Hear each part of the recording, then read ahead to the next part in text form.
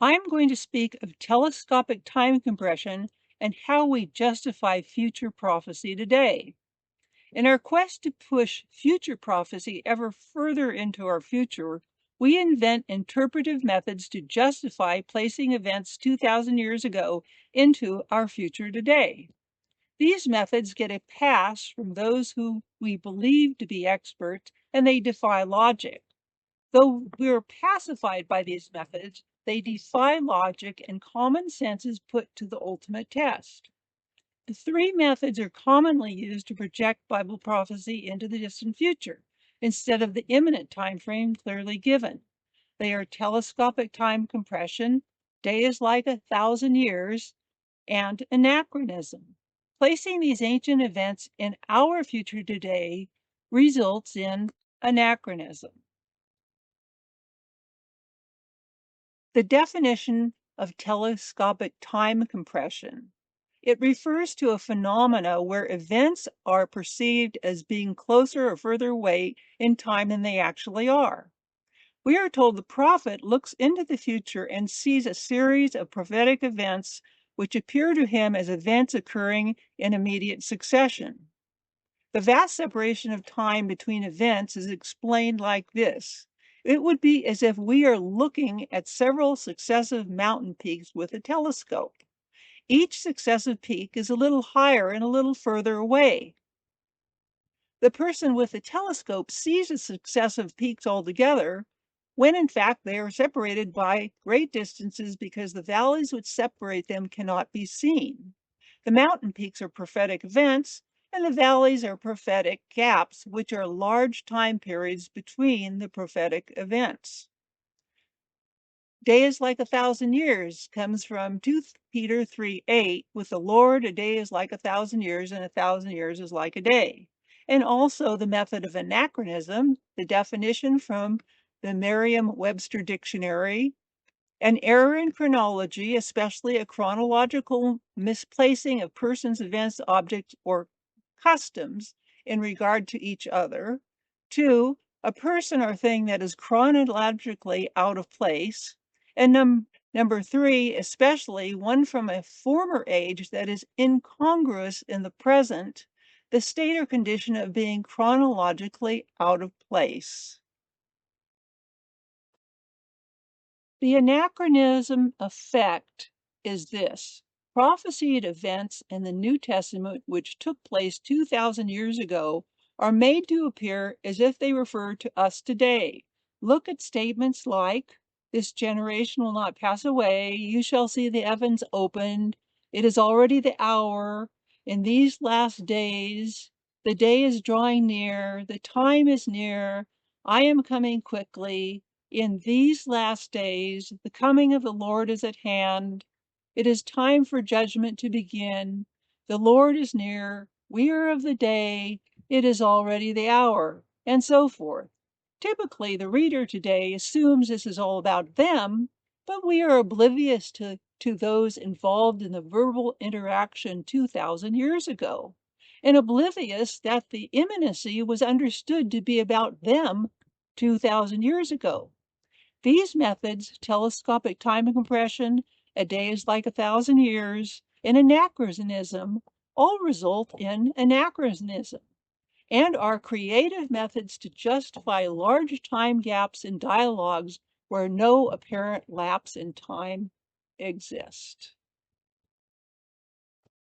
The basis of future prophecy begins with Matthew 24, Mark 13, and Luke 21.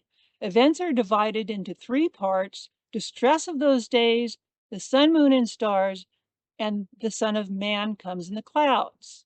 This chronology has no time gaps. Words are, immediately after the distress of those days, the sun will be darkened, the moon will no longer give light, and the stars will fall. At that time, the Son of Man will come in the clouds. No time gaps exist. Nowhere does time just jump ahead thousands of years. There is no time machine jumping into the distant future. Many authorities say so, but Jesus did not. In short, Looking at the temple buildings around AD 30, Jesus told his disciples the temple buildings would be torn down. No one stone would be left upon another. Of course, the disciples asked, when would this be, and what would be the sign of his coming and the end of the age? As hindsight is 2020, you would expect the answer to be about events leading up to the destruction of the temple buildings in AD 70. Jesus provided many details leading up to the destruction and even told them exactly when to flee to escape the coming Holocaust, which we call the tribulation. If this Holocaust was as bad as Jesus said, leading to the total destruction of the temple buildings, then the Jewish Christians needed to know when to flee Jerusalem. The Jewish wars lasted from the year 66 to 73. And they did flee when they saw the abomination that causes desolation, which was the armies surrounding Jerusalem. Josephus documented this event to clearly identify the abomination that causes desolation. You can see the link to my video about it listed below this video. Most signs of the distress of those days Jesus described are fully documented from both the New Testament and Wars of the Jews by Josephus.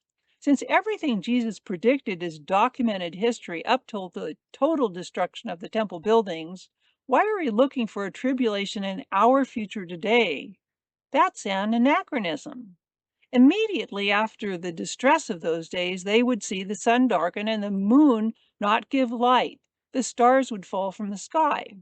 And at that time, the Son of Man would come in the clouds, send his angels down, and they would gather his elect. There are no time gaps of thousands of years in this dialogue, none. There are no time gaps at all. There is a natural flow of events. Everything happens one after another. Jesus gave the disciples signs to look for as a signal to leave Jerusalem.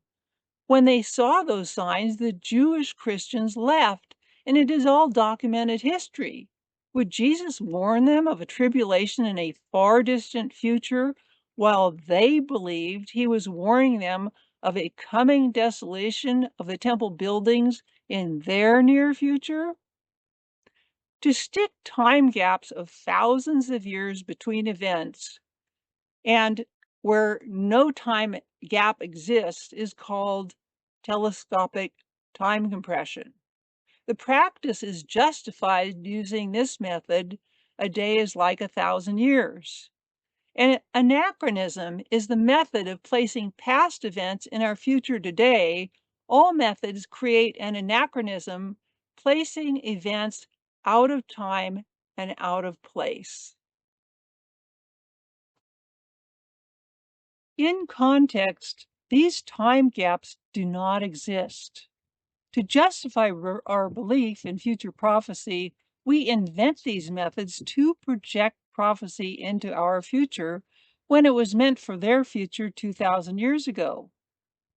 Immediately after the distress of those days, the sun would be darkened and the moon would not give light and the stars would fall from the sky. At that time, the sign of the Son of Man would appear in the sky. They would see the Son of Man coming in the clouds. The Jewish wars ended in 73 after Masada was conquered. The time of great distress was not over yet because the Antichrist and false Christ and false prophets would come after the destruction of the temple buildings. And for that matter, why do we assume they did not see the sun darken, the moon not give light, and the stars fall from the sky? Is that entirely off the plate? For answers to this dilemma, a good place to explore is the decade of the 70s. Is it possible they saw the sun darken, the moon not give light, and the stars fall from the sky? The answer to that question is yes. This is when the Son of Man would appear in the sky. My book, Prophecy Paradox, The Case for a First Century End Time, provides proof and documentation that all prophecy was fulfilled 2,000 years ago. You can find it at Amazon in the link below. And for information that identifies the abomination that causes desolation, you can see a link to my video listed below.